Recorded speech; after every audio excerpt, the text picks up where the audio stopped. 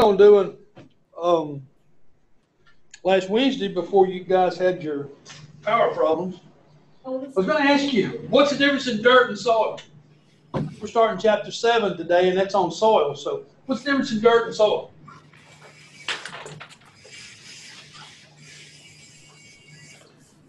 Is there any difference in dirt and soil? There's a difference between dirt and soil. Oh, yes. Yeah, definitely. And they are? Well, I would think soil is more of the matter on the top that kind of crumbled down. There's lots of minerals and vitamins and organic matter in it. Okay. Dirt, I think of as more of clay or rock with less vitamins, but that's just my guess. All right, if you Google dirt, that's what I did to start with. Dirt is a noun. It's a substance such as mud or dust that soils someone or something. I was really close. Yeah, you're close. And then it says loose soil or earth, the ground. And then it says sometimes it says earth used to make a surface for a road, floor, or other area of ground. So it's, you know, there a lot of people will use these terms interchangeably, but there's quite a difference in it because when they're referring to dirt, they're usually thinking of something that has soiled your britches or something of that type. Either that or it is a bit of slanderous information that might be used in respect to a particular individual. So, you know, we try not to use the term dirt when we're talking about soils. And soils are an important part of the living world along with the climate. And soil determines the composition and functions of ecosystems. We've talked about climate and ecosystems already in this semester, but it's a product of the interaction of parent material and the climate, the topography, and the soil organisms over time. And it also tells you that plants live in soil as much as they do in the air. And that's something we never think about. You see a pumpkin plant or a cucumber plant or your sorghum that you guys went to visit on your lab, and you think of the above ground portion of the plant, but usually there's an equal amount of plant in this underground component that we call soil. If you're looking at one of the trees in your yard, for example, there's nearly as much living material in the soil as there is in the upper portion of a tree. Same thing with a corn plant. My grapevines are a good example. We had a few vines of a variety we did not like. And they had only been in the ground for 3 years. And I got one of my guys to help me, and we went in and hooked a chain around the trunks of those things one time in the spring when the soil was fairly moist, and hooked it to the front end loader and just did a lift and pulled back. And I was absolutely shocked at the volume of roots that were there supporting the vine. The vines were planted in rows that were 12 feet apart and then 8 feet apart in the row. And when we pulled one of those vines out, the root system extended into the next row on both sides, which I'm saying you've got 12 feet on one side, 12 feet on the other. That made about 24 feet in width, and there were 8 feet between vines, and they went from one vine to another. So we had an area roughly 16 by 24 that was covered in roots. They were shallow, weren't massive, but it was a fine, fibrous root that was used by that plant to feed and nourish and provide water. Grapevines have a history of tolerating drought really well, and this is one of the reasons why. because they have massive root systems that you don't have any idea that exist. So as we talk about the soils and so forth, we're gonna try to give you an idea of what's involved in a soil and what it uses to make it up. Soils are composed of weathered rock, air, water, decomposed organic matter, and various organisms. Now, the soil consists of a solid fraction, which is rock fragments and minerals, an organic fraction, which is decaying plant residues, microbes, and soil animals. And we'll talk about those a little bit more. A liquid fraction, which is water and dissolved minerals, and then the soil atmosphere or soil air. And that varies greatly with the type of soil that we're speaking of, whether we're talking about a clay soil or a sandy soil. Huge differences in the amount of air that exists in those. It says the kind and soil ability to support plant growth are influenced by relative amounts of each of these compounds. The complex and dynamic system interacting factors and components affecting and affected by plants. So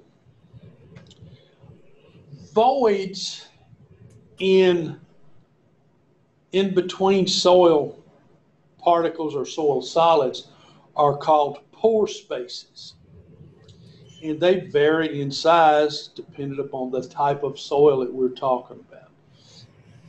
But typically a natural soil is about half solids and half pore space. It says a pore space may be filled with a mixture of water and air, and the ratio depends upon the wetness or dryness of the soil. And as we talk about soils, there's a huge difference in what we call a wet soil or a dry soil. Drainage, the ability of a soil to have the water percolate, and that's a different term we hadn't talked about. We'll talk about it a little later. But this water leaches out, so it makes a difference. And a sandy soil is going to let the water go through much quicker than a clay or a silt type soil. Productive soils usually have about 50% pores to drain water quickly, and then 50% to hold water in there by capillary forces. And this is a key term that we're going to talk about right now. Water that is left after gravity has removed as much as it can is called the field capacity of a soil. So what that means, if you assume that I've got a clear cylinder size of a 5-gallon bucket here on the desk, and it's full of soil. So we've got two of those. One's got sandy soil in it, the other one's got a clay soil. And I pour a gallon of water in each of those. Gravity is going to take out a portion of the water in each one of those soils. And it's what is left in there, in other words, the residual water that gravity didn't move out, is called the field capacity of that soil. And it's going to vary with the two samples that we use, whether it will be the clay soil or the sandy soil. Which one's going to have a higher field capacity?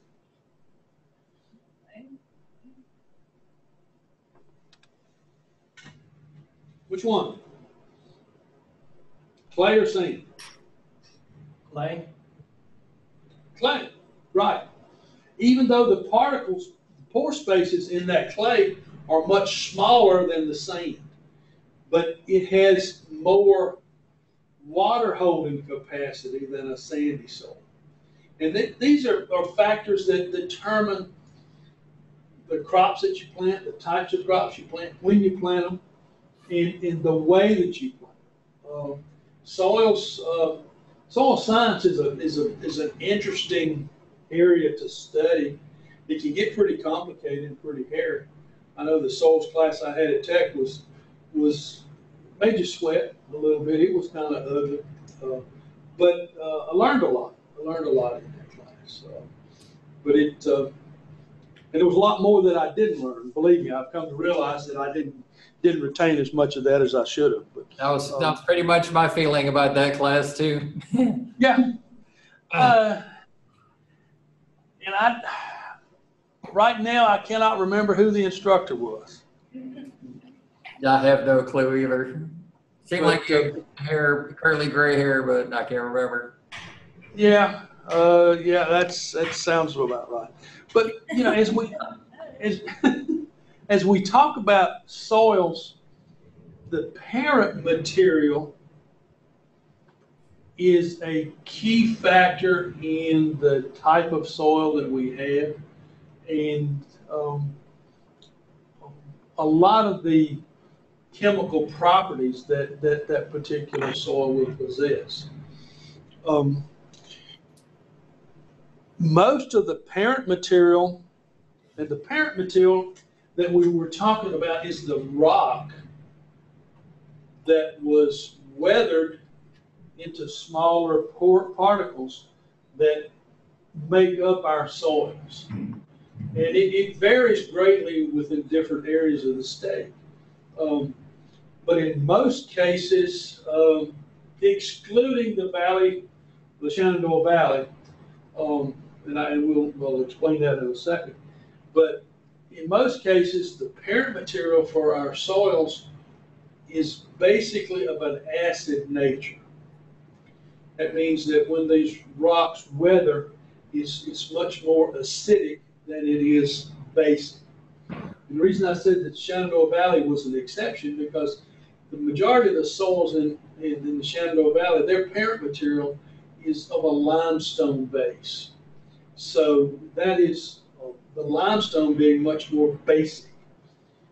They have pHs of 7 or higher, where we were talking about soils in Southside, Patrick Henry, and Southwest. They're more of an acidic nature. In other words, their parent material was an acid-based rock, and that means that our soils are more acidic.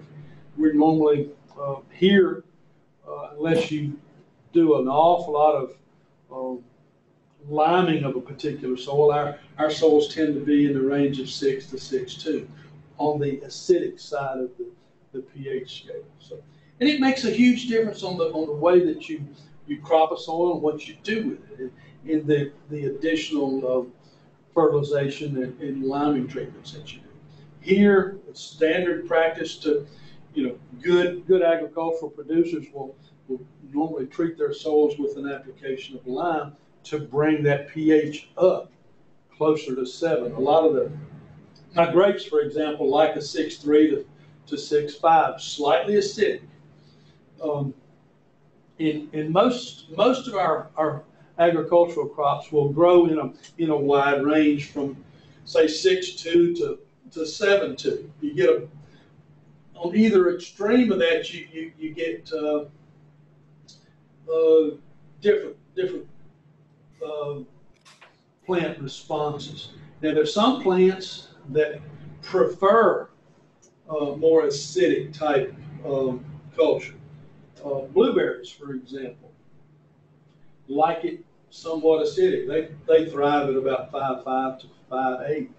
So if you've got a soil that's running 6.2 or 6.4, you've got to bring that pH a little bit lower, usually by the addition of a sulfur or something, to reduce that pH, to put that in a range that the blueberry plant will like. Azaleas are an ornamental crop. Rhododendrons are an ornamental crop that like it acidic. So, but most of our clovers, corns, soybeans, and so forth like it to be, much higher than that, in the 6.2 to 6.5 range. But that's a product of the innate structure of a soil based on the parent material. We've got different types of parent materials. Talks about igneous rock, and they're formed from hardened molten rock material, and generally composed of materials such as quartz and feldspar. That's a hard rock, hard type rock. Hard to weather it. It weathers very slowly. When we're talking about weathering a rock, what do we mean? I'm getting a little ahead of ourselves, but as we talk about weathering, I think you need to understand what it is. What weathers a rock? Erosion with water and wind. Water is a key thing. Wind, not so much. That would be more of the erosion component, but it is a weathering. When we're talking about weathering a rock, moisture is a key component of the weathering. We're going into our winter season, or starting to. We're about 40 this morning here. They're talking about being mid-30s tomorrow morning. But as we get into the more dead of winter, we'll get a certain element of moisture, and then we'll get freezing and thawing. And that is a key component of what we call weathering of rocks. Rocks will get wet, have little crevices in them, and then it gets cold and it freezes. What happens when water freezes? It expands and ruptures, breaks apart different elements. That's why in our area and in areas to the west where Southwest is, during the late winter, early spring, it's not uncommon to have what we call a rock slide. In other words, some of the roads that have been cut through the sides of the mountains because of the weathering of the rock that occurred during the winter and the freezing and thawing and expansion, for just some unknown reason, that you'll have a side of the hill to break loose and fall down into the road. It's a rock slide. Sometimes we get heavy rain that'll push that down there, but that's a result of the weathering of the rock formations. So when we use the term weathering, it actually reflects the action of the weather on these rock formations. So the igneous ones are ones that are extremely hard and more resistant to weather.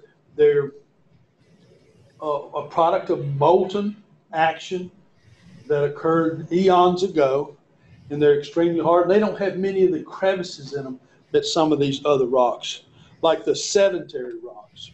Sedentary rocks are generally unconsolidated and composed of rock fragments that have been transported and deposited by wind, water, or glaciers. And sedentary rocks are usually the ones that you see outlines of leaves and sometimes small mammals. They'll be where you'll quite often find little fossilized critters. Limestone and sandstone and shale are examples of sedentary rocks. The limestone that we're talking about is very prevalent up in the Valley of Virginia, and we'll talk about that a little bit more. You'll see sandstone. Sandstone's a fairly soft rock. Sometimes they're prevalent here when the highway department will make a cut in a bank to put a road through. They'll cut through a layer of sandstone, and sometimes it's actually soft enough it'll sort of crumble. But it again will begin to make smaller particles, which are they're an element of our soil particles. Metamorphic rock formed from igneous or sedentary rocks and have been subjected to sufficiently high pressures and temperature to change their structure and composition. Slate and marble are metamorphic rock. Sometimes the picture that's in the book is one of a rock that has layers in it. You've got an upper and lower portion of that that's somewhat orange, and then you've got a center layer that is gray. It looks totally different. It's extremely hard, and it weathers more slowly than the sedentary rocks. One of the major processes that occurs in the formation of soil is, there are two of them. One of them is called accumulation, and the other one is transformation of a parent material. As we talk about the accumulation of parent material, you have that occur in as we relocate soil. So, but as we talked about a second ago, the parent material accumulates by breakdown of rocks, by weathering, and must occur before a soil can form.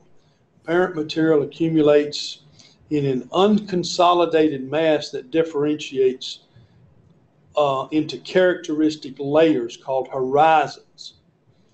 And this is a term that comes up on a test quite often, so you need to know what an horizon is.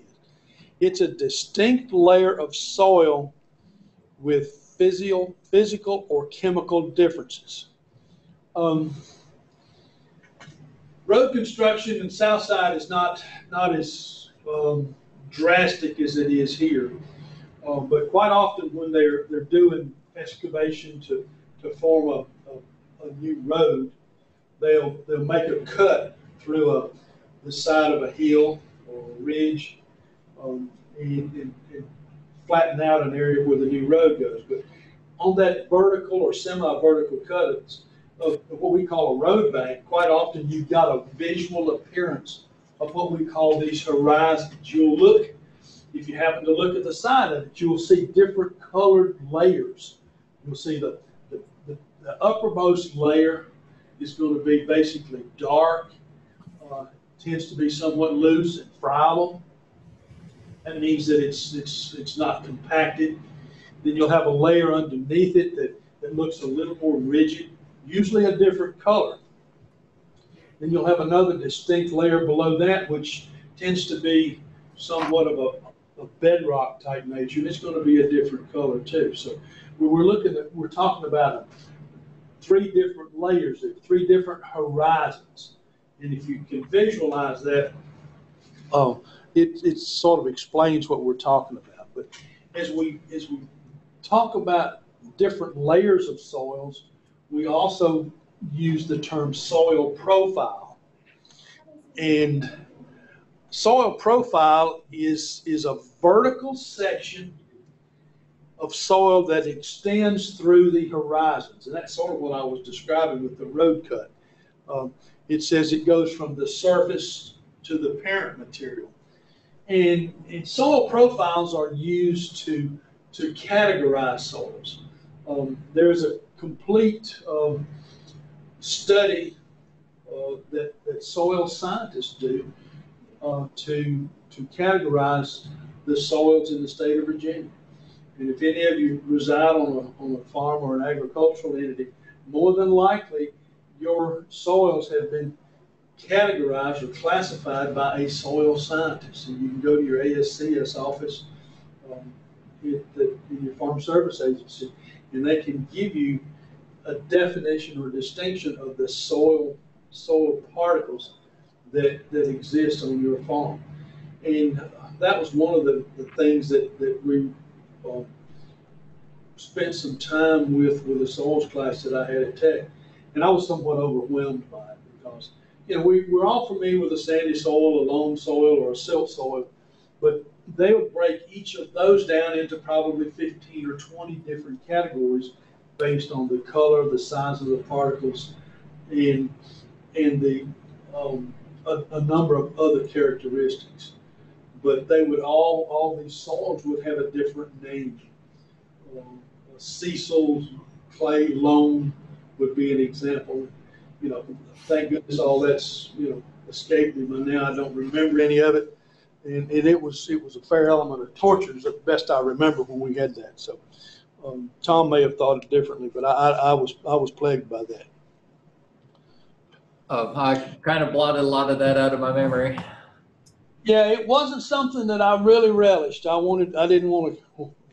saw no need to do that if I wasn't going to be a soil scientist, and I had no interest in doing that. There were a lot of other things I'd rather do. So, but the term physical weathering is the physical breakdown of large particles of rock into smaller pieces.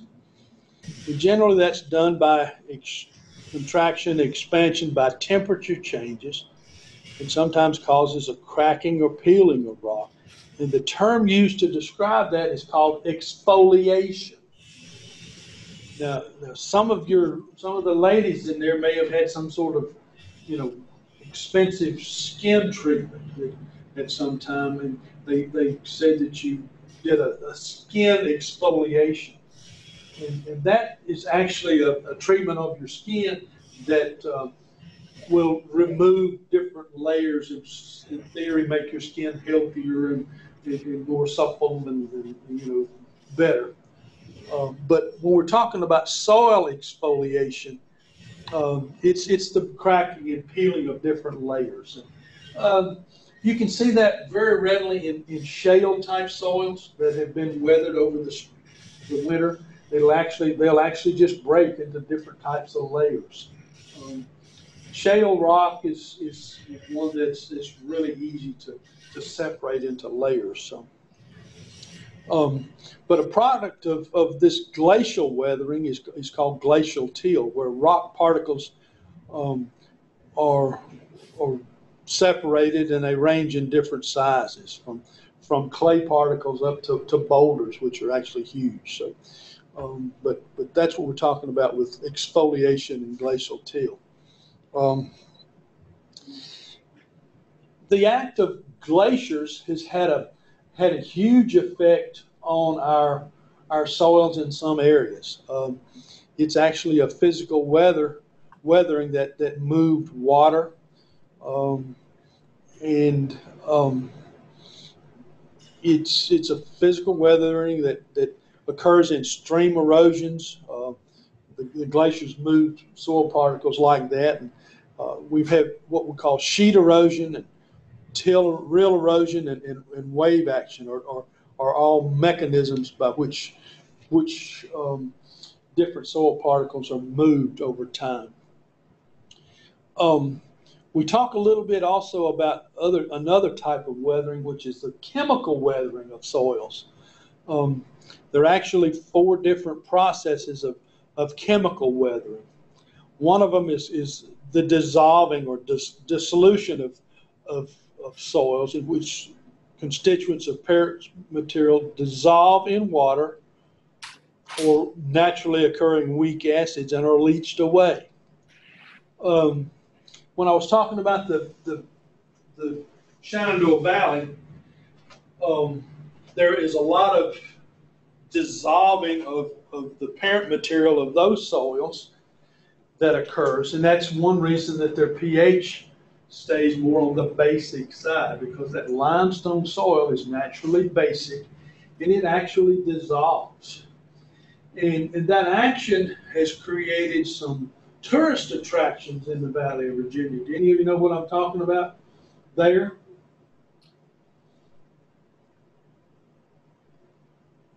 Okay. Any of you been to any of the caverns? Shenandoah Caverns, Luray Caverns. You know what I'm talking about with a cavern? I'm trying to get the environmental club to go. Really? Okay. Well, that's an example of dissolving of soils. The water action will actually dissolve that limestone rock and have it seep down, and when the water dries out, it makes a vertical. And I get it tangled up whether we're talking about stalactites or stalagmites, but that's part of the action that's created these caverns in these limestone areas.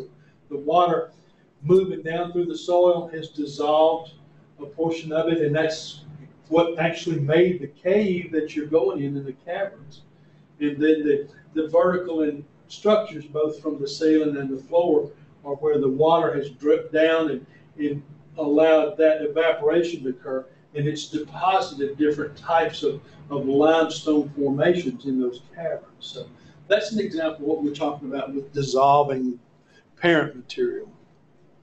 Hydration is another one of the chemical weathering processes, and it's when you add water to another compound to form a hydrated material, which is more vulnerable to pulverization. Hydrolysis is a third one. It's a reaction between a compound and water to form a more soluble product. And then oxidation is the fourth one. It reacts to form oxides of parent material by its reaction with oxygen. On some of these road banks that we've been talking about, they're quite often you'll see a layer that looks brown, just for lack of a better way to describe it, it looks rusty. And generally that's a layer of soil, a layer of parent material, rock, that had a high iron content. And the exposure of that rock to both water and oxygen actually does enable that to rust because of the iron content that's in there. And now if you're in an area where you have extremely high levels of iron in the soil, sometimes it adversely affects your water. Any of you ever had any experience with a well that had a high iron content? I hope you haven't. Sometimes it can be a real problem with a well. You'll get actually rust type deposits on your sinks and commodes and things of that type. And sometimes the water is extremely, well, it's just not very good for home use. It's all right for animals and so forth, but you don't like cooking with it or washing dishes and things of that type. Particularly washing your clothes, it can leave residues on there because of the high iron content. Not very desirable.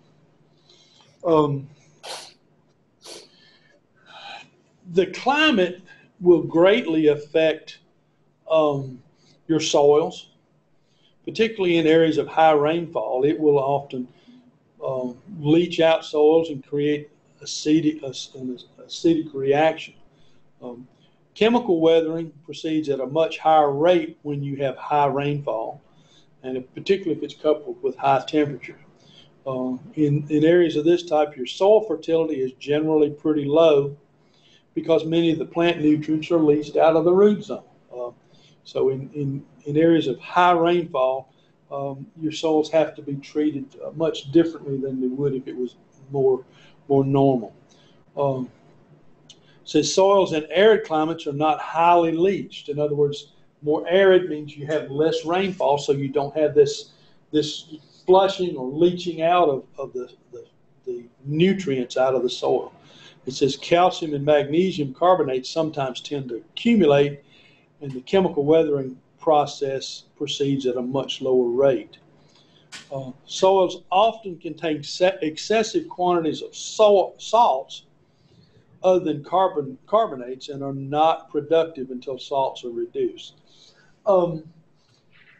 In artificial soil environments, such as a greenhouse, it's very common to have excessive amounts of salt accumulate in your soil media that you're using to try to grow plants, particularly if you're growing them over an extended period of time of 3 or 4 months. Now, just bedding plants is not too big a problem, but if you're growing, say, poinsettias, mums in a greenhouse, and you're going to have them in there for 4 or 5 months, and you are fertilizing them on a regular basis with soluble fertilizers, that it's not uncommon for that soil, for that salt or the fertilizer to accumulate in your soils. If you've ever witnessed a clay pot that you may have had at home, or your grandmother had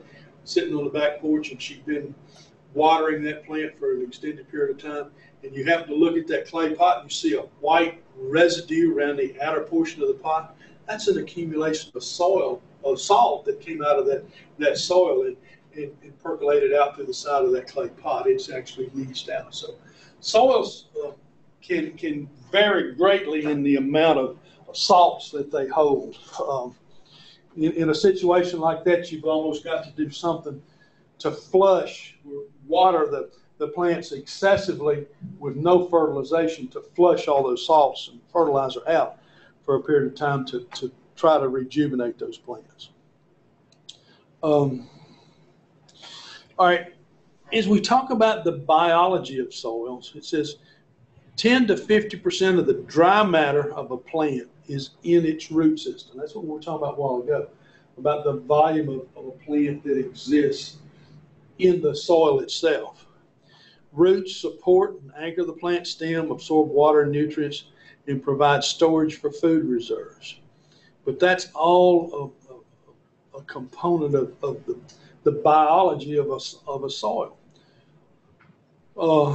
He talks about the root hairs behind the root tip are absorbing the material from the soil, and the tip is actually growing forward. So it's exploring gaps in the soils and creates fresh supplies for future growth. And that's just the biology of the plant, the way it grows.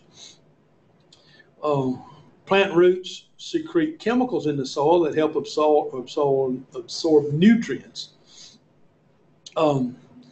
Old roots die off and are replaced so that more than half of the root system will be turned over in a year. So we're talking about perennial plants when we're speaking of that type. Soil is a home to a great diversity of organisms from all 5 of the kingdoms, whether we're talking about plant kingdom, animals, fungi, protozoa, and monera. The organisms are involved in all types of ecological interaction and have profound effects on soil chemistry, structure, and function.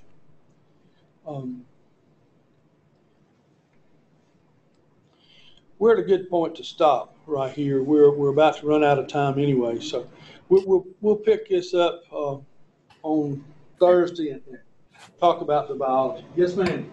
All right. Just remember the difference in soil and dirt. Dirt's what I get on my britches and my shirts. Okay. Yes. Dirt is the best. Yeah. Yeah. On the side of my truck. Yes.